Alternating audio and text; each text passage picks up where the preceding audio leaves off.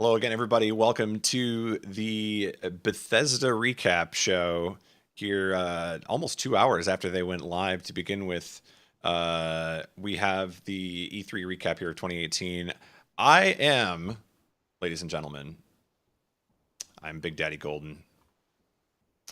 Quake Daddy Golden, rather. And we've got brand new baby Bonesaw here. Oh god. I like the joke so much I blew it. That's how bad. Oh my Yeah, god. how are you doing?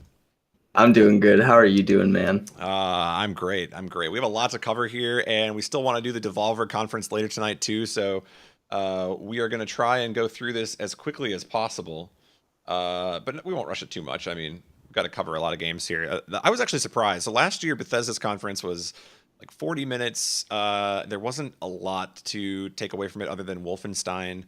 I think was kind of the big thing then. This time around, I felt like we were in for that same sort of thing at the beginning, and then everything changed. Yeah, pretty much. Everything changed with Andrew coming up on stage and flinging his beautiful hair around. And Yeah. actually, I thought for sure that the guitars in the background were going to be for the Doom guys. They were going to come up on stage and do a little, but I they was didn't. really surprised. I mean, if you put a list of people that could appear at E3 into a hat, I don't think I would ever pull out Andrew WK. But No, I did it. wouldn't. Yeah. So they really went all out for that. So first of all, I just want to talk a little bit about the unusual stage design for this. They basically had the stage extend all the way through the center Yeah. of the arena, and they had fans on both sides. And I got to imagine that it's just like an awkward thing to be sitting on the wrong side when everything is presented the other way. Yeah, and they had like the posts that were kind of off to the side holding up the actual screens, and I was like, "Oh, okay, this is a little strange." Yeah, it's a little weird, but it ended up working out all right. Yeah. Well, anyway, we have our good friend Pete Hines, and he comes out, and I love this. I just feel like we got to listen to this whole thing here. This was his opener, and I feel like it was more in touch with us than we realized. So let's listen. We're starting with a game that we announced a few weeks ago through our friends at Walmart Canada.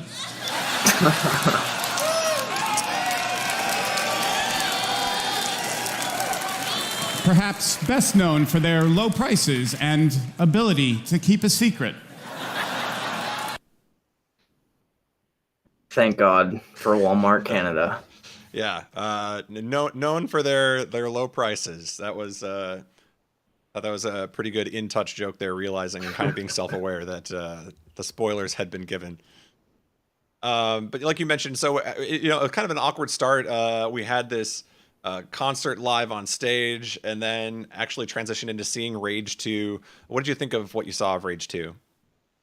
The only thing that I could think of was how the kind of fun pop rock song definitely did not fit in with the a meteor just hit the earth, 80% of the population is dead, your parents were murdered, and now you're just killing a whole bunch of young people in some like military base or something like that.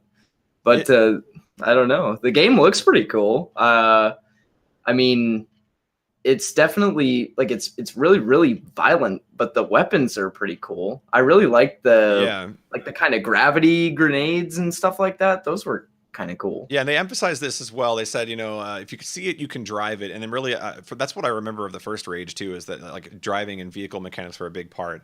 Yeah.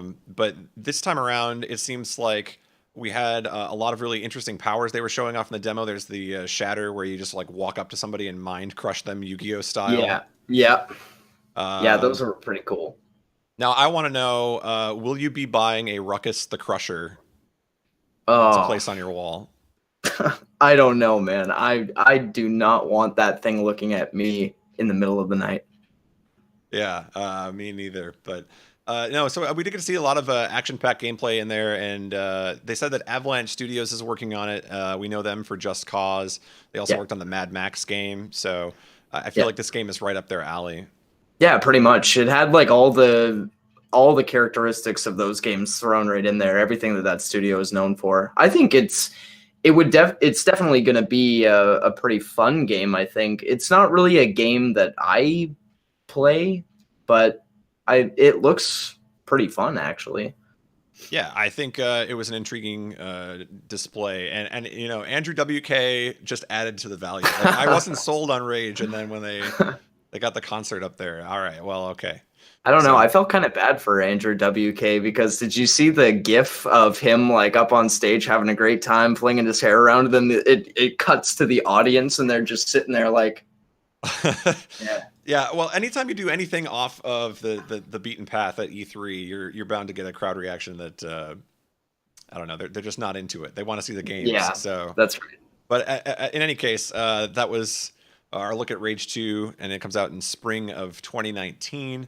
We then saw a couple of games that we were familiar with. We saw Elder Scrolls Legends trying to pitch the card game to us again. They mentioned overhauled visuals coming to the game, and then it's going to be out on Switch, Xbox One, and PS4.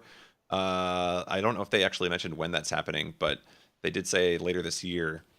I think speaking generically about it, so I'm assuming sometime this year, 2018. Yeah. I didn't know this. Voted Apple's best game of the year. I did. What's that supposed to mean? How many people bought it or something? Or highest rated app of all time? Or yeah, I don't know. They did this a lot again. So then we had the Elder Scrolls Online as well come out, and they reminded us, oh, we have 11 million players now, 1 million new players last year, and it was also named the best MMO. And my first reaction was, by who? Yeah, yeah, I thought the same thing. How do people vote for this stuff? Yeah. Where do you vote for it? And then they said, well, it's the best MMO for 3 years in a row. And my thought was, by who? Yeah, exactly. Yeah, so we did see a little bit of new content for Elder Scrolls Online. They were talking about an expansion that is going to be showing some of the Argonian lore. I don't know how familiar you are with Elder Scrolls like characters and races and things like that, but I don't know. The Argonians were always intriguing to me when I used to play. I haven't played one in a long time though. I mean, I back in Morrowind. I always played as like Argonians when I did it, only because they looked like they were the most interesting. It was like the most interesting skin to customize in those games. Yeah, so for those games, a little bit of a teaser, a little bit of what's to come, but not a whole lot showcased there. But what they did want to focus on a little bit was Doom Eternal. This is the Doom sequel that people were kind of expecting to happen, and it did. What did you think of what we saw of Doom? We didn't see too much. We saw like that hell was like actually taking over Earth this time, and it wasn't just on Mars, I think was where the first game was. So I think it would be really interesting to see definitely if they have any of like those, like what Bethesda does, and they take those real life locations and they put them into their games under those kind of really supernatural circumstances. Yeah. I think it looks fucking awesome. I can't wait to play it. Now, I don't know. I have to do a little bit of history here and try to remember, because I do remember the original Doom games, and I know Doom 2 was Hell on Earth. So I'm wondering if, because this is the sequel to the revamped Doom, are they doing that on purpose to match? I think they are. I think they are. So that means that when the third Doom comes out, it will be absolutely horrible. Oh, probably. Hopefully not, but you never know. Yeah, there we go. But yeah, so they mentioned twice the number of demons this time around. They were saying some of the weapons that are already powerful to begin with are going to be even more powerful. So little teases, but maybe leaving us wanting more. In the future here, but that's good. I think it's a good thing. I think that kind of excitement is always warranted. So yeah, I think everybody was like they knew that this was coming. Everybody was already excited for a sequel to Doom, especially considering that the first game was so popular and pretty well received. So I think people are going to have a great time with this game too. Yeah, they had a pretty strong, successful reboot of the franchise there. So we'll see what they do with Eternal here. Yeah. They also mentioned, I thought this was interesting, they're debuting it at QuakeCon this August. Now, I don't know about you, but what do you think about debuting something at QuakeCon? Oh man, I don't know. Isn't that kind of weird? I mean, to me, okay, I don't know what the viewership is like for QuakeCon, but the last time I checked QuakeCon's viewership, your stream had more viewers than it. So. I don't think anybody. Yeah. That's true. It doesn't get a lot of exposure. I don't know why they would Maybe it's to try to boost QuakeCon's. It could be. They also go on.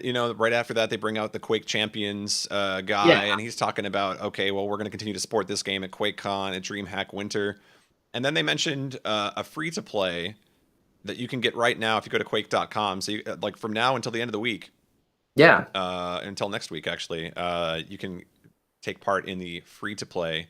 And they said if you get it now, you can play the free to play version forever. So I'm assuming that you're probably limited somehow. I don't I know wouldn't doubt exactly it. its characters or I how mean, that they have to works. make their money somehow, so there's got to be something that's limited in that game. But Yeah. I mean, Yeah, I think Quake Champions. I don't know what the play like the player count is like for that game, but I feel like that's another one that's struggling to take off from what I've seen. I don't know what the player yeah. count's like though. But I mean, it when I saw the actual like footage of the Quake Champions, it reminded me a lot of Quake 3 Arena, and I played that all the time when I was a kid. Yeah. So I mean, it's been out for a while, but yeah. yeah. So I don't know. I mean, I think it'll be interesting to see if they're really going to inject some life into QuakeCon like they say they're going to. Yeah, I hope they will. Yeah. We got Prey actually was the next game up, and we saw that they were dropping some new updates tonight, including a story mode, new game plus, and a survival mode. I know that Prey was really well received, so continuing to support that game, which was already, from what I've heard anyway, a fairly well received game. And then they dropped the DLC, this Moon Crash DLC, Yeah. which I'm trying to think if I know another like FPS roguelike. I don't know if I can think of one, but so that this is going to be like a roguelike on the moon, and you're trying to escape from Yeah. the moon. It looked really interesting. They Prey itself, like I know when I watched the actual like the first footage of Prey, I was already interested to begin with because I was like, oh man, it's like a video game version of like Prop Hunt. Like Prop Hunt just basically has its own game now. And but it looks interesting. Like they had those 3 new modes and stuff like that, and they even had like the hide and seek that they mentioned, which is basically Prop Hunt. I mean, yeah, this new mode that's coming out for Prey, it's 1 versus 5, and the 5 players are mimics, so they can actually just like morph into any of the objects that they find. yeah. And so it's just like jump scares the game for one player who's trying to hunt down the other 5. And they had a randomizer too, which I thought was kind of surprising. One mode of the game takes all of the loot that you can find in the game and mixes it all up. Yeah, it sounded like they have quite a bit actually. Just and a lot of it was dropping tonight, so I thought that was a good timing for that. I kind of like when they reveal something like that and then just say go play it. So yeah, actually, I might pick that game up pretty soon actually because I've been meaning to actually play Prey for a while now, but never really got around to it. And then we also heard about a Wolfenstein 2 co-op experience coming in 2019. Again, that was kind of their big push last year was to get people to buy that game, and continuing to extend that with this co-op mode. I don't think we went into too much detail about it. We saw a little tease of the trailer for the co-op mode, so we didn't get a ton of info. But again, just continuing to support the games that they already have. Was there anything you wanted to say about Wolfenstein? I think the choice to kind of move more into the future and into the 1980s was actually a pretty cool idea. The music that they had in the background was like it was those 80s synths and everything, and the neon and all that. It looked that footage there looks fantastic, and I would really like to see more of that because that's totally up my alley for sure. So yeah, and it continues to support this. Lady pregnant with twins stabbing a Nazi while a guy's dropping acid. Yeah, this was last year's quote. I didn't have time to actually clip the quote he had this year, but they like anything and everything to do with removing the Nazis. Yeah, oh yeah, they mentioned that quite a few times this conference. So it's all about fucking up them Nazis. That's right. Yeah, that's Pete Hines for you. So we had a little bit of a talk about the VR games as well. We saw them mention, that they had made in the past. They had Doom and Fallout 4 and Skyrim VRs. But then they actually mentioned that this new Prey mode, this 1 versus 5 with the mimics, is going to be in VR. So that's probably terrifying. Yeah, that would be. I don't think I could do that actually. Yeah, I don't think so either. And they have a puzzle solving mode. They said that's going to be a VR experience as well in that game. And then Wolfenstein, there's some sort of VR experience where you're going to be able to hack machines and then kill even more Nazis, probably. Yeah. Well, they have to throw killing Nazis in there. That's kind of their thing, isn't it? Yeah. Well, that game in particular. So, so yeah, continuing to support VR. Bethesda seems to be all in on VR.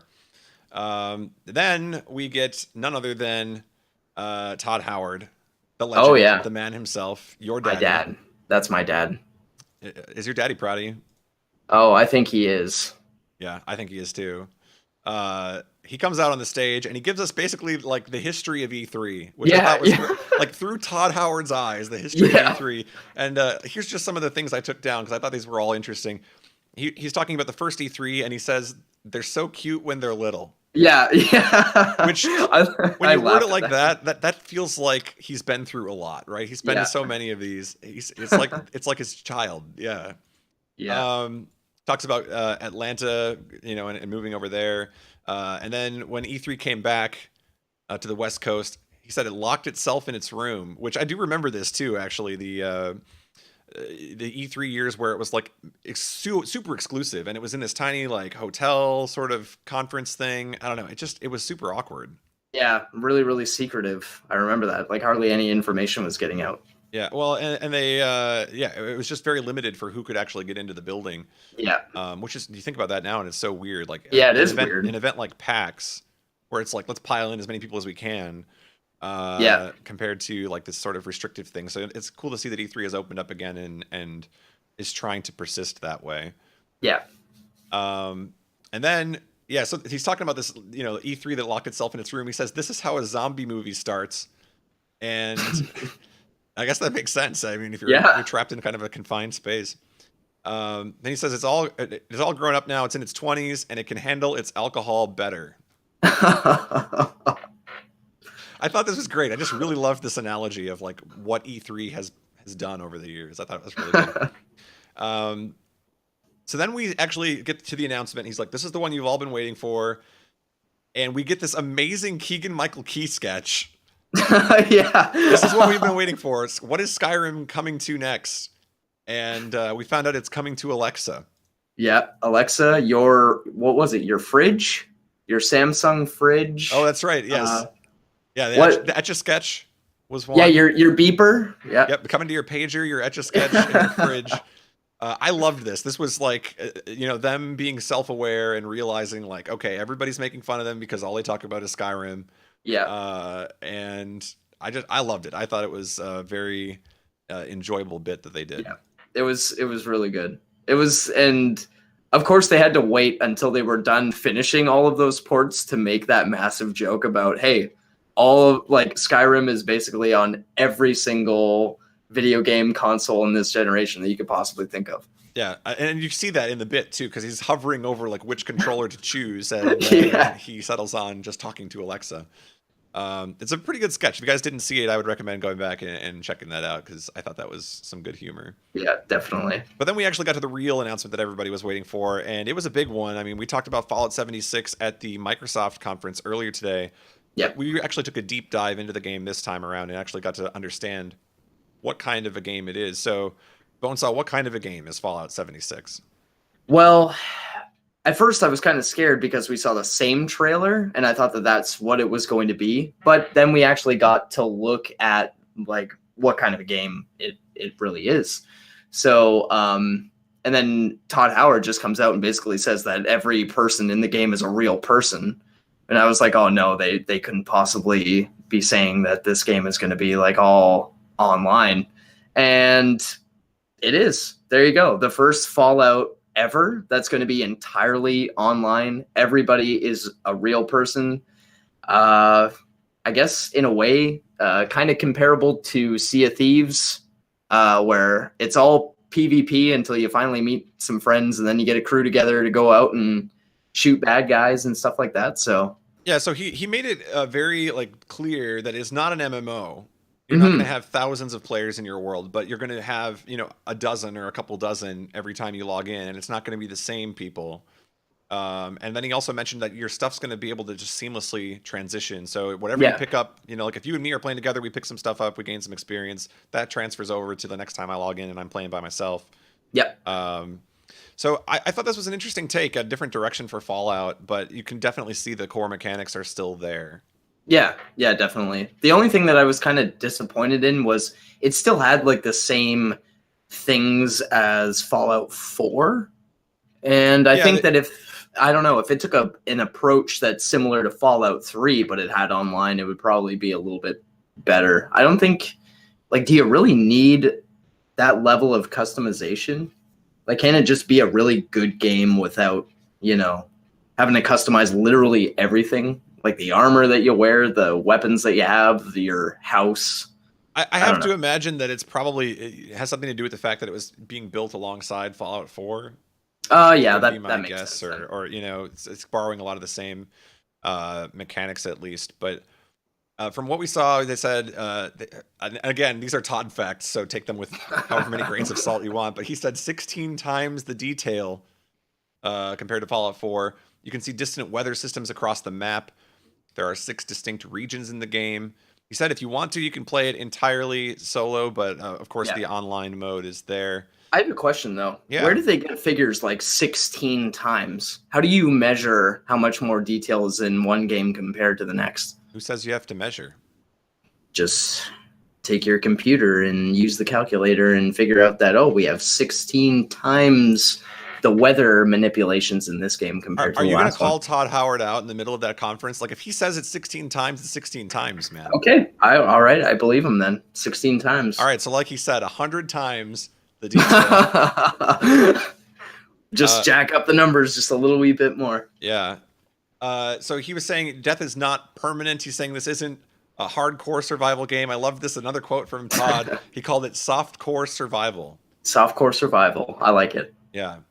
That it should be another ESRB descriptor. I like that. Yeah. So he's also mentioned that this is going to be a game where they're having 100% dedicated servers, so it's not like I'm hosting and you join and it's laggy. And they had the beta too. Yeah, the beta is also in the works. It's going to have, let's see, a collector's edition. The map is going to glow in the dark. Power Armor edition. Now, I still have my Morrowind map, but it doesn't glow in the dark, so I feel like maybe I got let down there. Yeah. They also showed off this nuclear missile site mechanic where you're just going to be able to walk up to a nuclear missile site and devastate whatever town you want.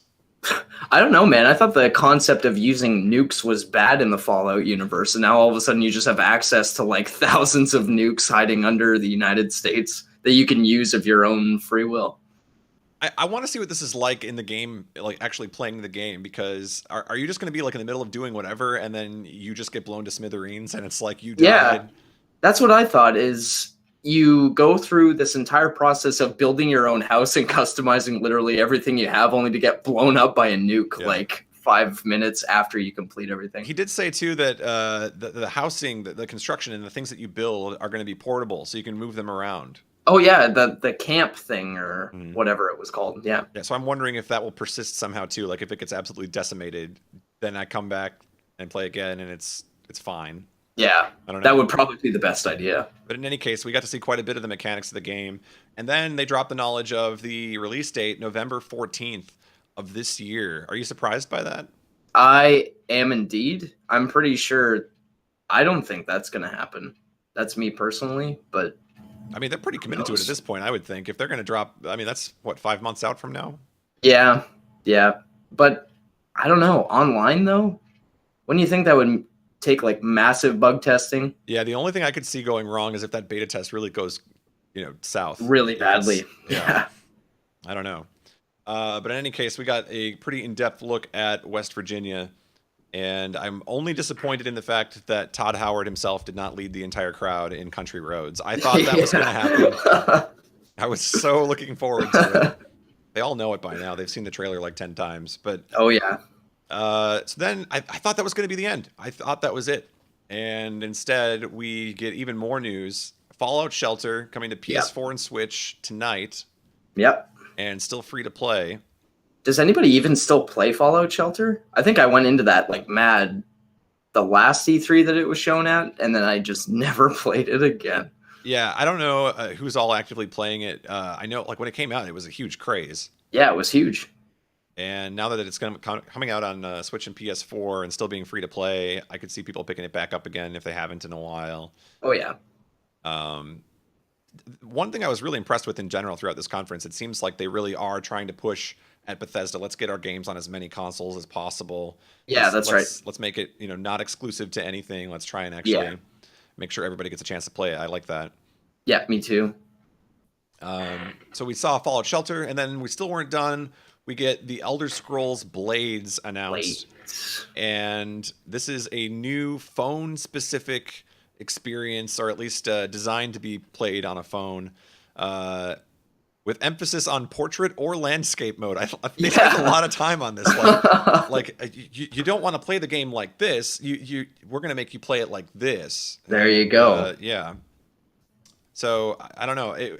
It looks to me like they're designing it to have a lot of tap and swipe mechanics. Yeah. But graphically, it still kind of holds up to that sort of Elder Scrolls experience you would expect. Yeah, it kind of looks like it's got that definite video game quality, but the only thing that I can think of is when I see video game quality on a phone is, do I need to have my phone plugged in like 100% of the time while I'm using it? Sure. Like, what's the battery life going to be like if I play that? Yeah, like it's probably not going to last very long, or your phone is just going to overheat and die. Yeah, it'll be interesting to see like what. I don't know. I mean, and also like how far back are we talking with phone compatibility and Yeah, that's right. Because all he mentioned was iPhone 10, right? That was the only thing that he had on there. He was like, it looks gorgeous on an iPhone 10. It was like, well, okay, well, I still have an iPhone 6. Is that all right? Well, and then, I don't know about that. And then in addition, so let's just talk a little bit about the modes here. So we mentioned that there's a roguelike mode with like an endless dungeon, which I think that's a good fit for a phone experience anyway. Definitely. There's an arena mode, 1v1 against other players. Then he mentioned there's a town building mode where you actually just get to customize and build the town that has fallen to shambles. Yep. And you can visit your friends' towns as well. So it's basically Animal Crossing. Pretty much. Yeah, I mean, the only thing that's missing is Tom Nook stealing all my money. So then I thought this was going to be just a phone experience, but then he said all the platforms connect to each other. And he was talking about like you could be in a meeting playing it on your phone, and some other guy is wearing a VR headset playing a phone game in VR because that's what you buy a VR headset for. Yeah, I don't know. That seems kind of weird to me. I mean, I have that written down, like the connectivity between phones and VR headsets, but I don't know, man. I think it's cool that they're doing it. I don't know. I'm just having a tough time trying to justify if this is built for the phone. How is it going to scale to these other platforms?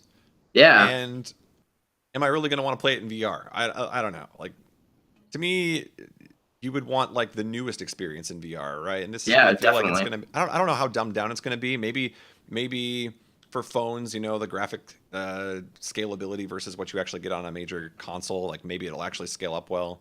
Yeah, maybe, because the footage that we saw, like actually on the phone, was the guy only battling one enemy at a time, pretty much. Mm-hmm. I mean, that's pretty much all you got, right? So it can't be that big, right? But yeah, I don't know, but we'll have to find out more about it. They said it's coming out this fall for free, which I thought was cool. This is a technique that I think Bethesda likes to do, where we really just want people playing our franchises, falling in love with them, and then you'll repay us in return.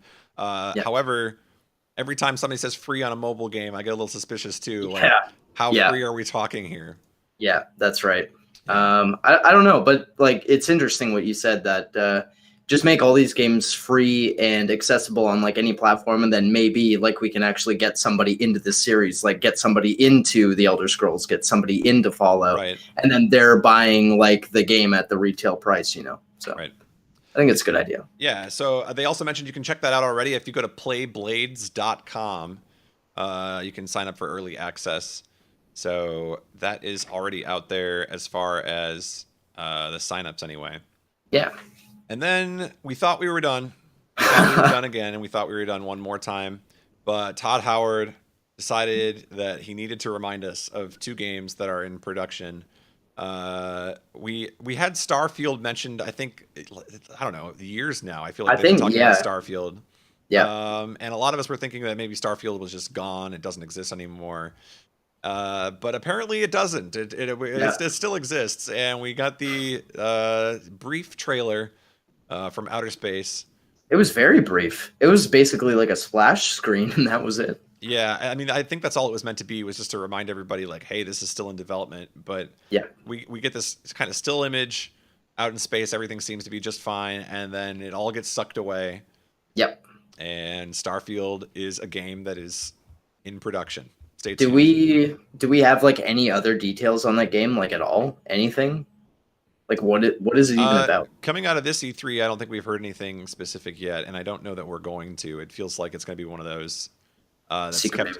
Yeah, I mean, from what we know from previous years or just like discussion of it, I think it's just generically speaking like sci-fi RPG experience. Okay. Other than that, I don't think they've actually mentioned any details about it. Yeah. And then, of course, we get the game that we actually know is in development, and everybody knew was in development, but they still stood and cheered anyway. We saw a brief flyby of the Elder Scrolls 6. Oh my God. Everybody's rejoicing. Is he finally moving on? Who knows, man? Can my dad move on? We'll know once that game is actually out. That's right. It's going to be Skyrim 2. Yeah, Skyrim 2. But how many times bigger will this map be? Oh, I don't know. Some really weird number. Maybe like 18 or 19. It's got to be bigger than Fallout 76, though. What about 76 times bigger? Yeah, 76 times bigger than Fallout 76. Sounds about right. There we go. Yes. Just one more thing, everybody. I felt like we only got this last year, and I feel like it applied this year too. So I would just like to remind you where we were tonight.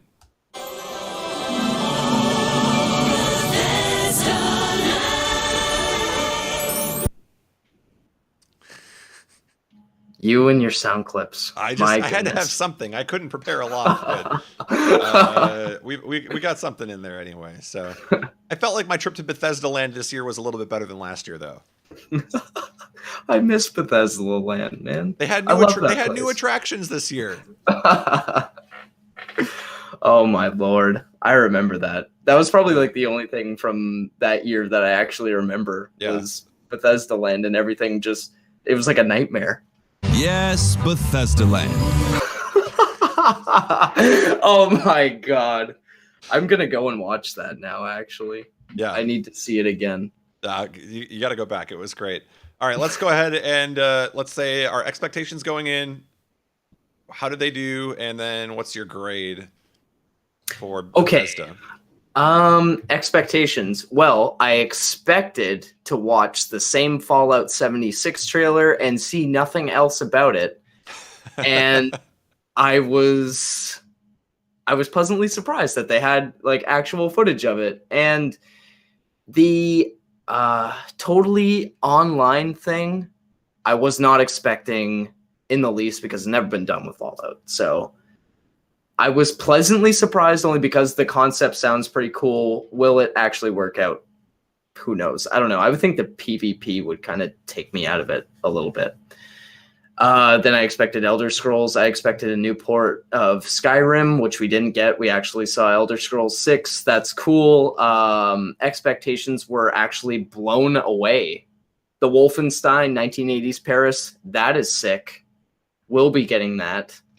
And yeah, my expectations were blown away. I had my expectations. Yep. They were met and exceeded. Put up 76 times higher. Wow. All right. So what's the grade here? What are we giving them? I will give them an A. Wow. Solid A from Bonesaw. Very good. There we go. Very good. There you go. Yes, Bethesda Land. Yes, Bethesda Land. Yes, Bethesda Land. I will say this. I think anybody that was going into Bethesda this year was probably expecting you know, based off of last year, okay, it was rough. I don't know if we can expect a whole lot. I think they did deliver. You know, they gave us a lot of detail on Fallout 76. They're continuing to support their old games. You know, new Prey content. I mean, that's almost making me want to get Prey itself. Yeah. Just seeing these new modes that are dropping. Oh, definitely. And then let's see what else. So I mean, there was a little bit of a hiccup for me at the start, especially when we were talking about some games that just weren't gaining any traction. You know, they had the segments about the Elder Scrolls Legends and Elder Scrolls Online, and I felt like those were kind of lacking, and they weren't very good at convincing me to want to start playing those games. Yeah. But you know, the things that we did see, you know, the new Rage, and the detail about Fallout 76 especially stood out to me. And then just being able to move a lot of these games around and play them on a bunch of different platforms, I thought that was nice as well. I will say that, you know, for everything that we get, you know, about Starfield and Elder Scrolls 6, these are, like he said, years in the future. So just, I take these as name drops. I don't really give him credit for saying this. Like, he could have said Elder Scrolls 6, you know, 5 years ago, and I would have said, okay, that's probably happening. So it doesn't really surprise me. No. But I would say that I was, again, expectations were low for me. I think they were met. And I'm excited to find out a little bit more about some of these games. So I would say solid B+. There you go. Solid B+. But the average, you know, if we take our scores and average it, it's an A-. So they did well. Yeah, Passing they did score. pretty good. Excellent. So there we go. That's our really rushed version of the Bethesda recap. But the reason that we did that is because I actually have to go watch Devolver now. Because I didn't expect Bethesda's conference to be 2 hours. Last year it was 45 minutes. So I thought we were going to sneak this in. But I'm going to go watch Devolver. And then when I finish with that, we're going to come back, do the Devolver recap as well. And we've got a whole slew of guests who are dying to talk about Devolver. Yes. So that one will be a fun one. So please take a little break if you want. Watch some other stream for a little bit. And then come back here and we'll do the Devolver recap here later tonight. It'll be almost probably, I don't know, it depends on how long it runs, but we're looking at maybe like 11:30 or kind of a late night here. So everybody, thank you so much for watching our Bethesda recap. Is there anything that you want to say one more time? Brand new baby to Quake, Bonesaw.